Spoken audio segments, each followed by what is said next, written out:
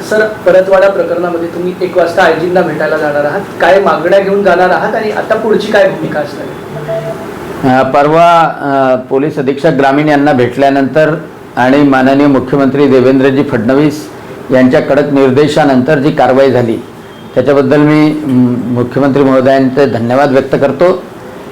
आणि आता फक्त पोलीस अधीक्षकांच्या अखत्यारीत ही गोष्ट राहिलेली नाही, कारण त्या पोरांनी सांगितलं की नागपूर, अमरावती, चिखलदऱ्याचा भाग, अमरावती शहर आणि आम्हालाही मिळालेल्या माहितीनुसार जे काही आतापर्यंत सापडलं 4 लोकांना अटक झाली ते एक हिमनगाचं टोक आहे। कारण हा पोरगा पहिला नाही आहे, या पोरालाही कोणीतरी करायला शिकवलं आणि या पोराजवळ एवढ्या गाड्या, जेवढा पैसा त्या मुलींवर उधळण्याकरता, हॉटेलमध्ये जाण्याकरता, जीव घालण्याकरता, गिफ्ट देण्याकरता, सेंट लावण्याकरता, कोचिंग क्लासेसमध्ये फी भरण्याकरता एवढा पैसा आला कुठून? त्याच्या बापाची तर ती क्षमता नाही आहे। आणि म्हणून ह्या पैशानी हे जे मजा करत होते तर या अकाउंटमध्ये कुठून पैसा आला हे पाहणंही आवश्यक आहे।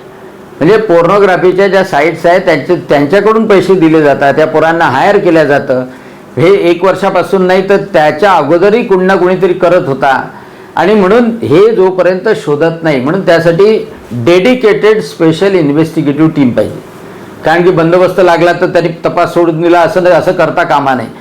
म्हणून महिला पोलीस अधिकारी, IPS दर्जाची असलेली महिला पोलीस अधिकारी आणि त्यांच्यासोबत सायबर स्पेशालिस्ट, काही सोशली रिस्पॉन्सिबल पोलीस अधिकारी की ज्या व्हिक्टीमकडे जाऊ शकतील, त्यांना विश्वासात घेऊ शकेल। कारण विश्वास लोकांना याच्यामुळे वाटत नाही की त्यांना जीवे मारण्यास धमक्या दिलेल्या असतात।